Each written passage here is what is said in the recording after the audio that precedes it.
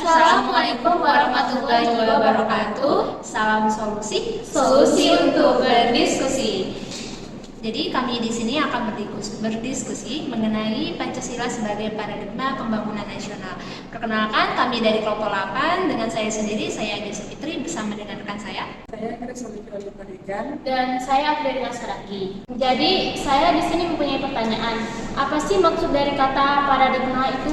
Bisa dijelaskan? Oke, jadi paradigma itu kan sebenarnya itu landasan berpikir ya. Itu pola pikir kita sendiri. Jadi paradigma itu juga cara pandang kita dalam memahami dan mengamati suatu permasalahan yang ada dalam kehidupan kita. Misalkan dalam dunia pendidikan, itu kita harus memahami dan mengamati dalam dunia pendidikan. Nah, kembali lagi pada pola pikir kita masing-masing.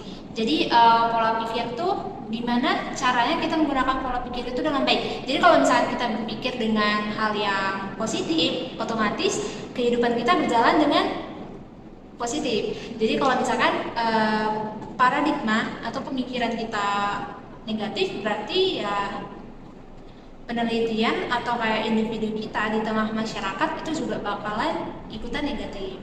Jadi begitu maksud dari paradigma itu sendiri. Lanjut, Aida ingin nanya, apa sih maksud dari pemahaman tentang pembangunan nasional itu sendiri? Oke, baik. Tadi pertanyaannya tentang pembangunan nasional ya. Pembangunan nasional itu bentuk suatu usaha yang dilakukan oleh masyarakat yang bertujuan untuk memajukan bangsa dan negara, dan juga untuk mewujudkan masyarakat menjadi masyarakat yang adil dan makmur yang berdasarkan di Pancasila dan Undang-Undang Dasar tahun 1945. Contohnya tuh kayak di sekitar kita.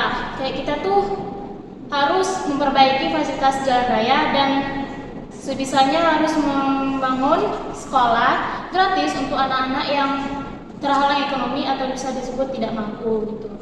Dan tujuannya itu untuk membuat kehidupan masyarakat lebih terdukung secara spiritual dan material, dan juga menciptakan kehidupan masyarakat yang merdeka, berdaulat, bersatu, dan suasana kehidupan aman yang tentram, serta berkembangkan antara hak dan kewajiban, dan pastinya bisa menghormati hak-hak orang lain. Itu sih pembangunan nasional.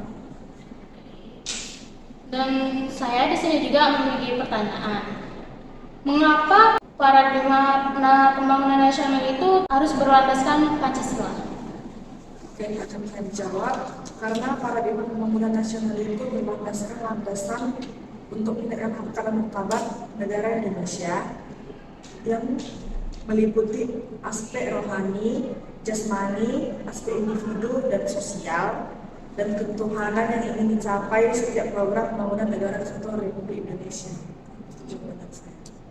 Oke, selanjutnya untuk pembahasan hal ini, dalam Pancasila sebagai paradigma pembangunan nasional itu ada contoh dalam penerapannya. Nah, terutama itu ada dalam penerapan ekonomi. Jadi dalam prinsip ekonomi itu sendiri, kerakyatan itu ditekankan pada kesejahteraan rakyat, kerjasama, kesendirian, kemandirian, dan tanggung jawab dari masyarakat itu sendiri. Jadi contohnya itu kayak subsidi rakyat miskin, mempromosikan kerjasama antar daerah, antar kelompok untuk mencapai pertumbuhan ekonomi yang berkelanjutan. Nah, ada juga di dalam bidang sosial budayanya. Dalam bidang sosial budaya, itu penerapannya dapat dilakukan dengan cara mendorong pengakuan dan penghargaan terhadap keberagaman budayanya, budaya, suku, agama, dan bahasa yang ada di Indonesia ini, serta mendorong partisipasi warga negara dan mempromosikan toleransi antar agama dan berdialog dan antara keyakinannya sendiri. Jadi dalam contoh penerapan tersendiri itu juga ada dalam bidang politik. Nah, untuk hal ini mungkin Grace bisa menjelaskan. Oke, dalam bidang politik itu pembangunan politik berdasarkan prinsip demokrasi Pancasila yang menjamin kebebasan berpendapat, hak asasi manusia, kedaulatan rakyat, persatuan dan kesatuan nasional, serta keterbukaan dan akuntabilitas pemerintah. Contohnya yaitu seperti penyelenggaraan pemilu.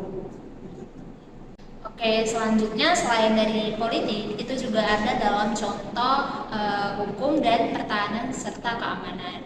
Mungkin untuk hal itu Rila boleh bisa jelaskan? Baik.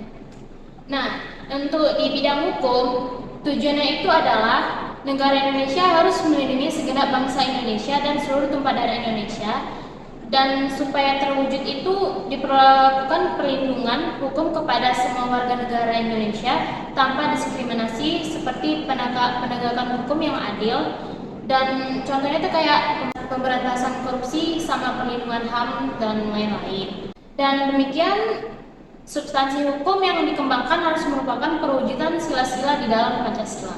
Dan untuk di bidang pertahanan dan keamanan, itu tuh bentuk dari pertahanan dan keamanan berdasarkan dari prinsip bela negara yang menyangkut seluruh komponen bangsa dalam menjaga kedaulatan dan integritas negara dari ancaman dalam maupun luar negeri. Tanggung jawab bukan hanya untuk penyelenggara negara, tetapi masyarakat juga harus ikut serta melaksanakan kewajiban tersebut demi membuat terwujudnya keadilan dan kehidupan masyarakat dan ikut demi keamanan bangsa dan negara. Setelah saya menjelaskan tentang pertahanan, keamanan, dan serta di bidang hukum, apakah teman-teman yang lain ada memiliki pertanyaan yang mungkin bisa saya jawab?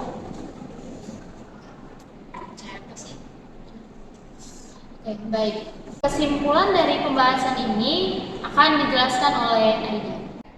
Oke, baik. Jadi kesimpulan yang bisa kami ambil dari sini ialah Pancasila sebagai paradigma pembangunan nasional itu menjadikan kita suatu landasan dalam kehidupan bermasyarakat.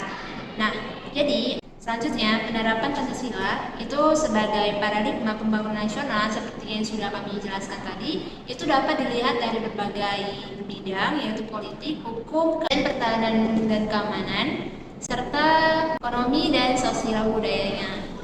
Berakhirlah diskusi kami hari ini. Jika ada kata yang salah, kami mohon maaf, dan harapan kami semoga yang nonton dapat mengerti materi yang kami sampaikan. Salam solusi, sampai bertemu kembali. Assalamualaikum.